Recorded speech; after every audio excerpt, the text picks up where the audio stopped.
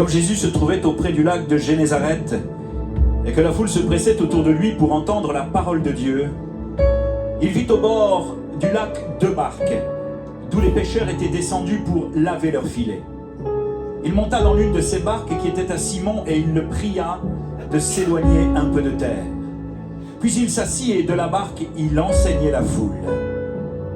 Lorsqu'il eut cessé de parler, il dit à Simon, avance en pleine eau ou en eau profonde et jetez vos filets pour pêcher.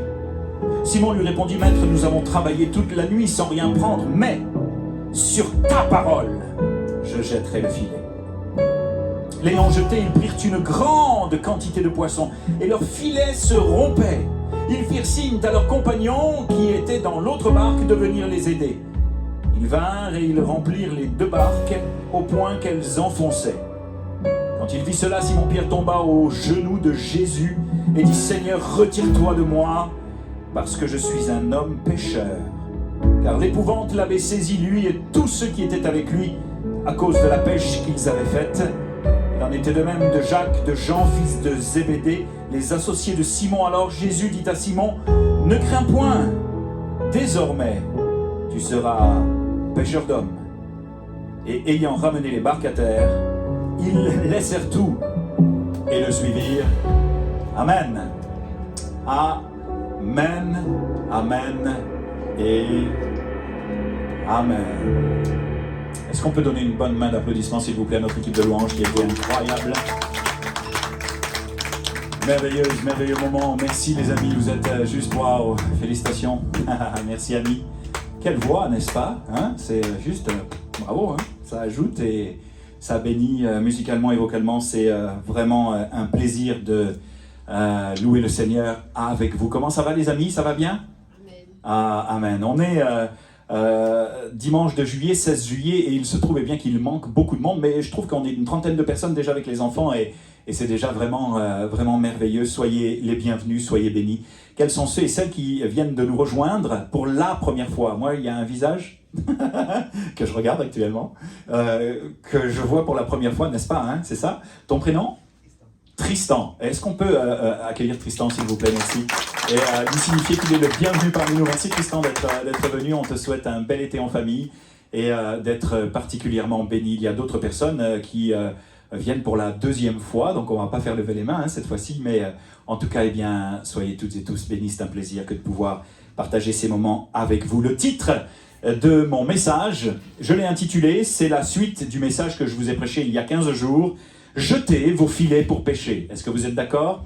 Eh bien, avec ce programme, jetez vos filets pour pêcher. Je crois que tout ce que Jésus a fait de son vivant est sujet, vous en conviendrez avec moi, eh bien, à enseignement.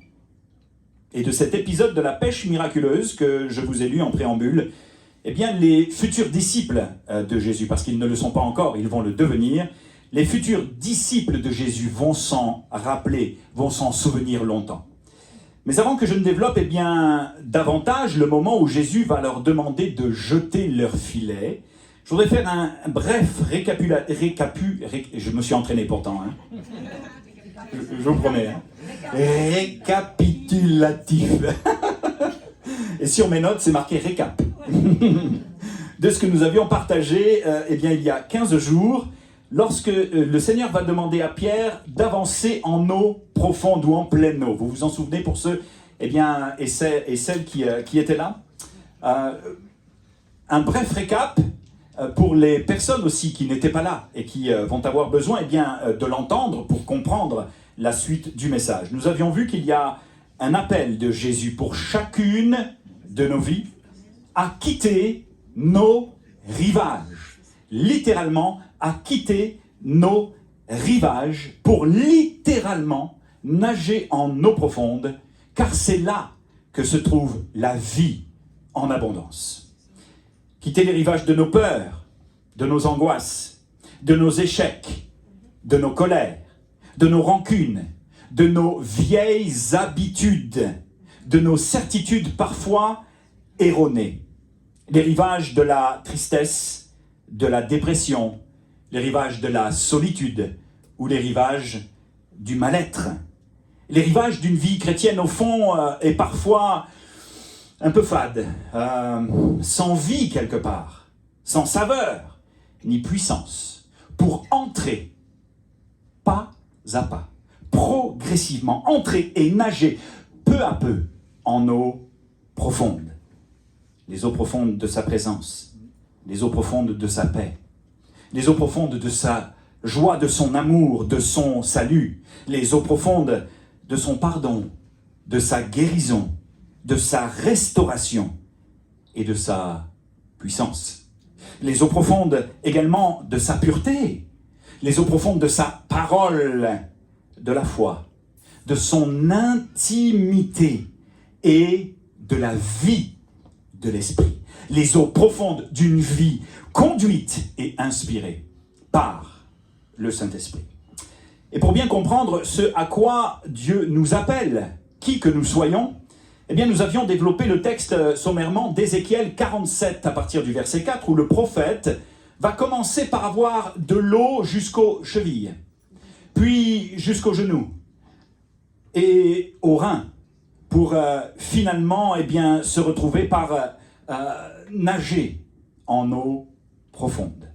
Il faut bien sûr comprendre ce texte spirituellement et je prie que le ciel s'ouvre sur votre entendement et que vous entendiez justement ce que Jésus veut vous dire à vous personnellement. C'est intéressant parce que, si vous vous en souvenez, les chevilles en hébreu nous ramènent à la notion de cesser, céder, à la notion de rompre. Et pour quitter bien souvent nos rivages, notre rivage, celui auquel nous sommes attachés et que nous n'osons pas quitter, il faut commencer par avoir de l'eau jusqu'aux chevilles. Mais pour avoir de l'eau jusqu'aux chevilles, il faut que quelque chose se soit passé dans l'idée de rompre avec tout ce qui nous empêche d'avancer. Ce pourrait être, ce matin, je ne l'ai pas développé il y a 15 jours et je vais vous le proposer en tant que parenthèse ce matin, ce pourrait être rompre ce matin avec une relation toxique, une personne toxique, une famille toxique. Ce pourrait être rompre avec une certaine zone de confort, de paresse, de mauvaises ou de vieilles habitudes. J'ai toujours fait les choses ainsi. Pourquoi est-ce qu'il en serait autrement? Ce pourrait être ce matin particulièrement, puisque Dieu s'adresse à nous et je m'inclus à l'intérieur dans tout ce que je vous propose, ce pourrait être rompre avec mon péché. Ce péché qui couche à la porte de mon cœur, de ton cœur, que tu es censé dominer mais qui te domine aujourd'hui. Ce pourrait être rompre avec une certaine manière plutôt négative de voir les choses, manière de voir les choses qui me tirent, qui te tirent vers le bas plutôt qu'elles ne t'encouragent. Ce pourrait être rompre avec cette propension à la critique, à la colère, à la violence, à la râlerie ou à l'énervement chronique. Rompre avec ce à quoi ton cœur est profondément et passionnément sur cette terre et dans ce monde attaché, au point de ne pas pouvoir avancer spirituellement tant tu es pris dans ton cœur et tes pensées. Bref, c'est une parole pour quelqu'un ce matin, à n'en point douter. Voici ce que Jésus te dit avec tendresse mais fermeté. Il faut que cela cesse. Il faut que cela cesse. Et croyez-moi, lorsque je prépare mon message, cette parole, je la prends d'abord pour moi dans les choses, qui me concernent, qui doivent cesser dans ma vie, les choses avec lesquelles je dois rompre pour avancer en pleine eau. Mais je sais qu'il y a quelqu'un qui est concerné ce matin et je crois que lorsque le Seigneur dépose une parole dans mon cœur aussi importante, bref, il faut que cela cesse, c'est parce qu'il y a une notion d'urgence. C'est important. C'est important de l'entendre, mais c'est important aussi d'y obéir. Voici ce que te dit Jésus. Fais-moi confiance. Donne-moi la main et avançons ensemble. Quitte ton rivage et commence à marcher par la foi. Prends le risque, le bon risque, d'avancer pas à pas pour avoir de l'eau, non seulement jusqu'aux chevilles, mais également jusqu'aux genoux. Nous avions vu que les genoux nous ramènent à l'idée d'obéissance, l'idée de plier littéralement les genoux devant sa face pour faire sa volonté, afin qu'il nous amène là où il veut nous amener sans résistance de notre part. Non pas ce que je veux, mais ce que tu veux. Les genoux sont aussi le symbole, vous vous en souvenez certainement, de la bénédiction et de la prière. La prière qui nous amène normalement, dans une vie chrétienne saine, à la prochaine étape, celle d'avoir de l'eau jusqu'aux reins. Et les reins, c'est le symbole, nous l'avions vu, de l'intimité que Jésus veut développer avec nous, pour nous amener à nager en eau profonde. Les eaux profondes de la vie de l'esprit avec un grand V. Les eaux profondes de la révélation. Les eaux profondes d'une vie qui vaut, chrétiennement parlant, qui vaut la peine d'être vécue. Les eaux profondes pour que nous ayons une révélation toujours plus grande et plus profonde du cœur du Père, du cœur de Dieu. Et si vous vous rappelez de ce que nous avions étudié, en 1 Corinthiens 2,10, nous avions fait ressortir une portion du verset de 1 Corinthiens 2, et nous allons le creuser, ce verset, parce que vous allez voir que c'est vraiment passionnant à découvrir, car l'Esprit sonde tout, même les profondeurs du cœur de Dieu. Et là, tenez-vous bien, soyez attentifs, parce que la racine grecque de sonder est juste incroyable à découvrir. J'en avais parlé il y a quelques mois, en ce qui avait trait à la prière, et je pense que ça va être juste merveilleux de se le remémorer, ou de le découvrir peut-être pour la première fois. La notion de sonder nous ramène en grec à parler, dans son essence, à parler et à dire. Le Saint-Esprit sonde tout, même les profondeurs de Dieu, nous ramène au fait que le Saint-Esprit, lorsque nous sommes en communion avec lui, nous parle des profondeurs du cœur du Père. Nous raconte, nous dit les profondeurs du cœur de Dieu. Alors que je vais quitter mes rivages pour entrer dans les eaux profondes de sa présence et de son intimité, le Saint-Esprit inéluctablement va me parler du Fils, va me parler du Père, va me révéler la croix, va me révéler le Père dans l'immensité de son amour. Tu veux connaître Dieu? Alors quitte tes rivages, nage en eau profonde et apprends à en entendre les murmures parfois qui résonneront à ton cœur comme des sources de bénédiction, des sources de consolation et des sources de guérison. Ce qui est intéressant, c'est que sonder vient également de réo. Réo qui signifie couler. Cela ne vous fait-il pas penser à quelque chose rapidement pour ceux et celles qui ont l'habitude du grec, de l'hébreu et qui connaissent un peu leur Bible? Réo qui signifie couler. Ézéchiel, qui a une vision de la maison de Dieu, du temple, du Saint des Saints et du lieu saint, d'où jaillissent, coulent les eaux de sa puissance et de sa présence. Non seulement cela, mais les eaux de sa guérison également, les eaux de la vie. Couler nous ramène également à Apocalypse, chapitre 22, verset 4. Et il me montra un fleuve d'eau vive qui sortait, qui jaillissait du trône de Dieu et de l'agneau. Au milieu de la place de la ville et sur les deux bords du fleuve, il y avait un arbre de vie produisant 12 fois des fruits, rendant son fruit chaque mois et dont les feuilles servaient à la guérison des nations. Enfin, couler nous ramène inévitablement à Jean chapitre 7 verset 38, celui qui croira en moi, celui qui va avancer en eau profonde dans notre contexte, celui qui va me faire confiance, des fleuves d'eau vive couleront, réo, jailliront de son sein, comme nous dit l'Écriture. Et nous pourrions retraduire justement le verset de Jean chapitre 7 verset 38 ainsi pour l'occasion. Celui qui quittera ses rivages pour s'attacher à ma parole. Celui ou celle qui me fera confiance, qui croira en moi marchera par la foi, avancera dans les eaux profondes de ma présence, alors, à celui-ci, c'est une promesse pour toi, à celui-ci ou à celle-ci, par le Saint-Esprit, je lui révélerai mon immense amour. Je lui révélerai, je l'ai déjà dit, mais je le redis encore parce que c'est tellement important de le connaître ainsi, le cœur du Père. Je lui révélerai l'œuvre de la croix, d'où jaillit la vie. Nous viendrons à lui, selon Jean chapitre 14, verset 23, et nous ferons notre demeure chez lui ou en lui. Quelle promesse merveilleuse! Voici, selon Jérémie chapitre 33, verset 6, je lui donnerai la guérison et la santé.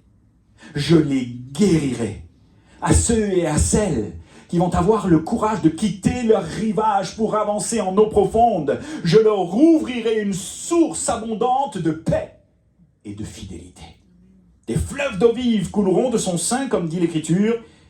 Et vous l'aurez compris, il dit cela de l'Esprit que devaient recevoir ceux qui croiraient en lui. Tout nous parle du Saint-Esprit dans ce texte. Tout nous parle de la vie de l'Esprit. Tout nous parle des profondeurs de qui est Dieu et de la façon dont il veut se laisser découvrir à nos vies. Jean chapitre 4, verset 14. Mais celui qui boira de l'eau que je lui donnerai n'aura plus jamais soif.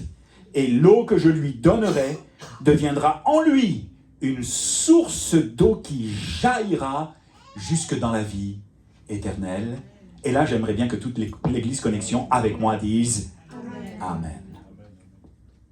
Je crois bien que cela vaut le coup de quitter nos rivages pour avancer en eau profonde, n'est-ce pas? Dites à la personne qui est juste à côté de vous, ça vaut le coup que tu quittes ton rivage. Ça vaut vraiment le coup. Ça fait peur, mais ça vaut le coup.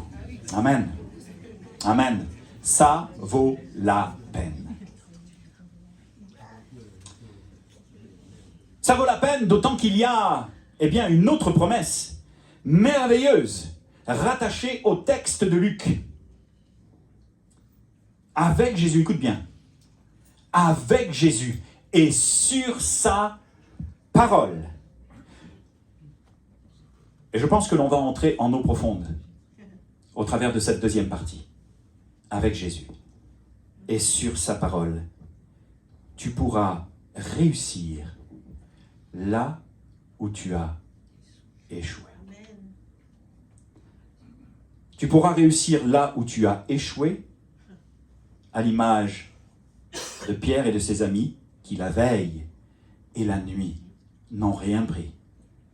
Jésus, selon sa méthode et selon sa volonté, les ramène à l'endroit où ils n'ont pas réussi la veille, à l'endroit où ils ont échoué. Écoutez bien, non seulement avec Jésus et sur sa parole, tu pourras réussir là où tu as échoué, mais également tu pourras vivre une vie abondante dans la destinée que Jésus a prévue pour toi.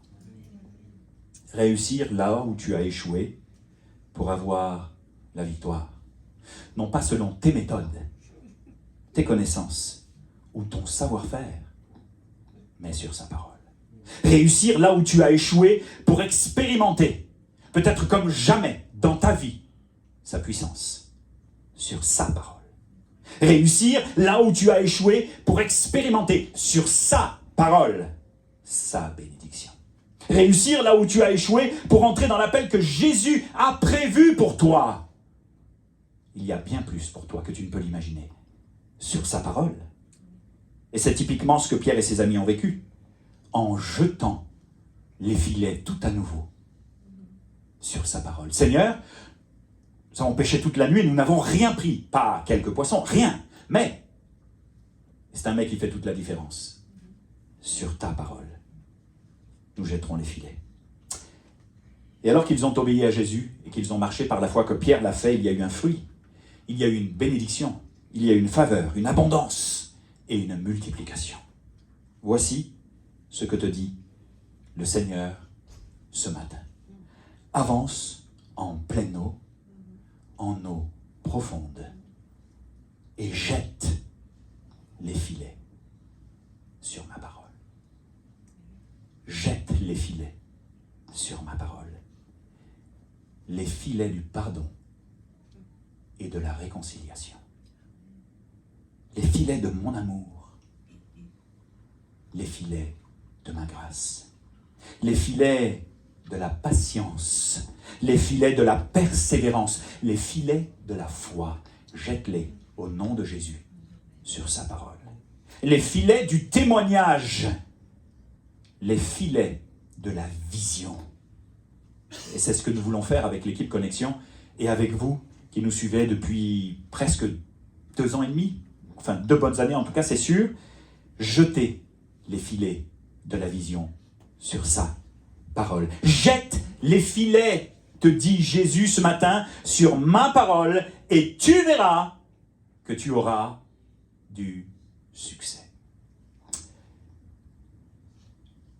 Je vais être bref ce matin parce que je pense que vous capsulez aisément la pensée de l'Esprit. Et là où vous en êtes, vous êtes capable de dire, eh bien dans ce domaine, dans cet aspect de ma vie, c'est à moi que Jésus s'adresse.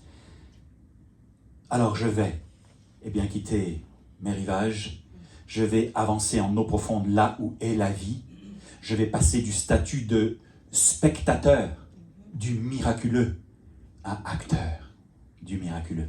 Je vais le faire. Je vais être bref et je vais être court ce matin parce que je voudrais, eh bien tranquillement, Marc, tu pourrais venir s'il te plaît, terminer tranquillement avec ceci. Il y a un homme dans la Bible qui a réussi.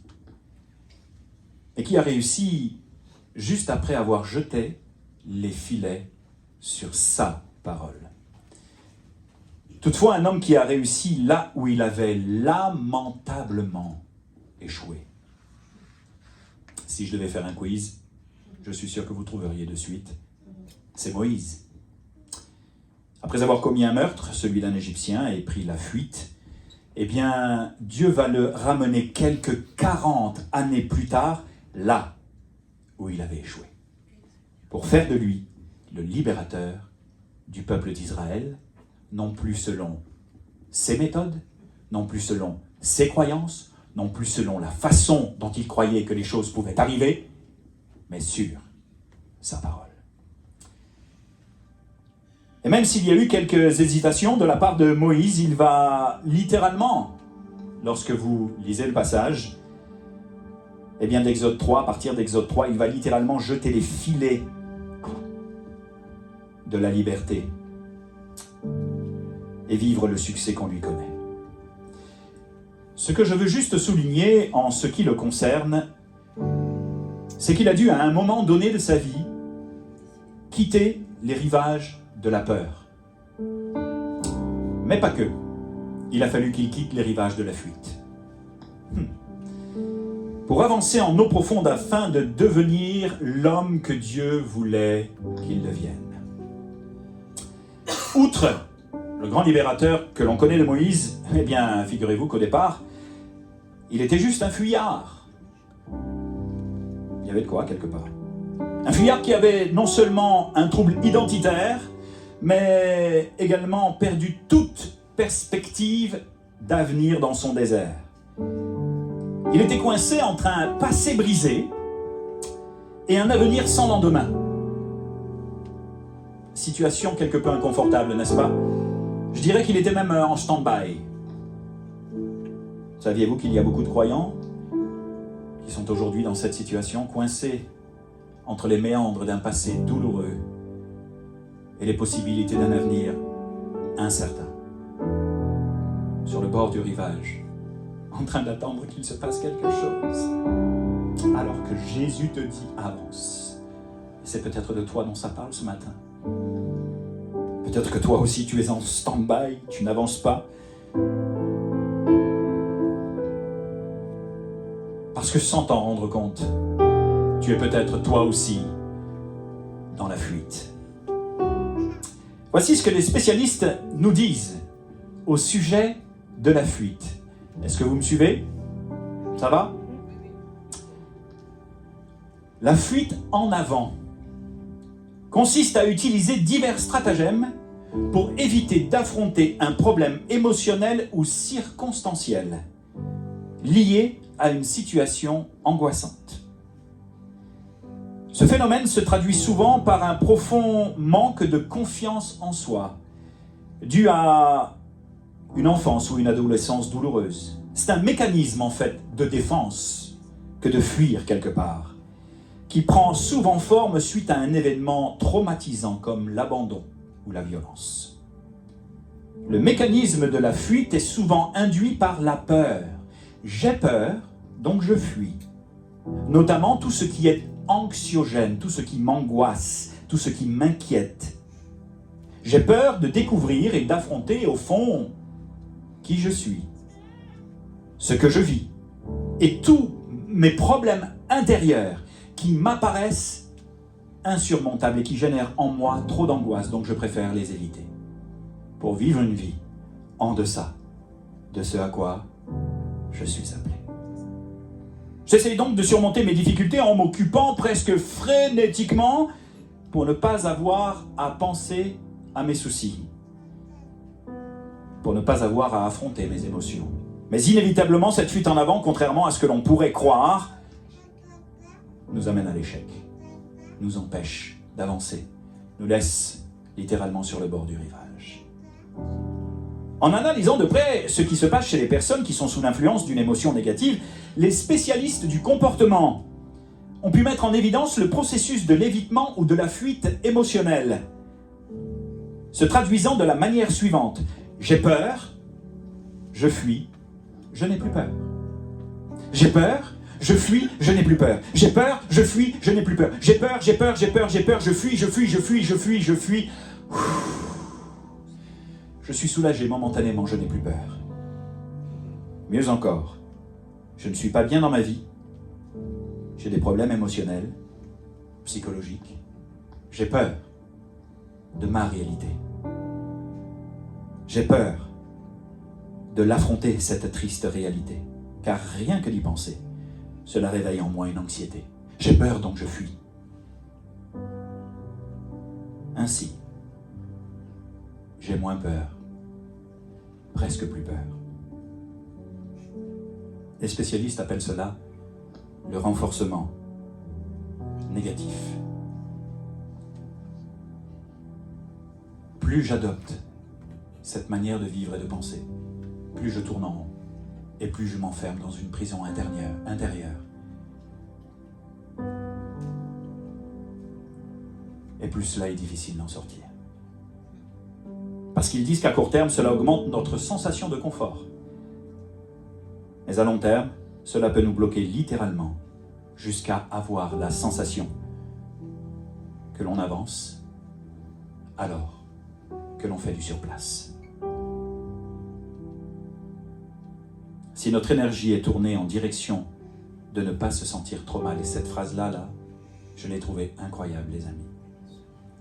Si notre énergie est tournée en direction de ne pas se sentir trop mal, il y a de fortes chances que nous n'ayons pas de temps à consacrer, à faire en sorte que notre vie se passe bien. Si notre énergie est tournée en direction de ne pas se sentir trop mal, il y a de fortes chances que nous n'ayons pas de temps à consacrer, à faire en sorte que notre vie se passe bien, à quitter nos rivages. Ne pas aller trop mal n'est pas la même chose qu'avoir une vie pleine de sens, d'être la personne que l'on souhaite être ou que Dieu souhaite que nous soyons. Imaginez, quelle belle image. Il est difficile d'être en tenue de combat, armes et grenades à la main, prêt à dégoupiller et à couper tout ce qui bouge, à sauter sur tout ce qui bouge, prêt à lutter avec nos émotions.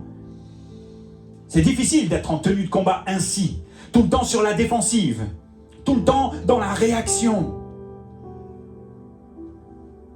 Et de prendre les gens que l'on aime dans nos bras en même temps. Il est difficile de faire les deux. En même temps, il faut, écrivent-ils, faire un choix. Et je crois que ce matin, le Saint-Esprit veut t'amener à faire un choix. Rester sur le bord du rivage de la peur, ou devenir la personne que Dieu veut que tu sois, en en avançant en eau profonde, en jetant les filets par la foi et en permettant au Saint-Esprit de répandre ses fleuves de guérison dans tout ton être et dans tout ton cœur. Tu as le choix ce matin.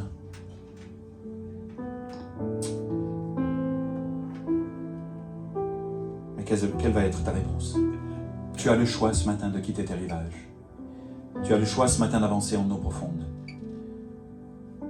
Tu as le choix de donner ta main à Jésus, qu'il la saisisse et t'aide à avancer. Tu as le choix de jeter les filets et de revenir avec Jésus là où tu as échoué pour qu'il te donne tout à nouveau la victoire et te permette de devenir l'homme ou la femme qu'il souhaite que tu deviennes ou rester sur le bord du rivage. Peut-être à te lamenter intérieurement, à pleurer sur ton triste sort, à regarder les autres vivre quelque chose que tu es appelé à vivre, mais qui te manque. Parce que tu n'as pas fait le pas. Il y a quelque chose qui doit céder. Il y a quelque chose qui doit cesser. Tu dois rompre avec cette monotonie et cette vieille habitude qui consiste à « j'ai peur, je fuis, je n'ai plus peur ». Et Jésus veut déposer cette parole dans ton cœur ce matin. N'aie pas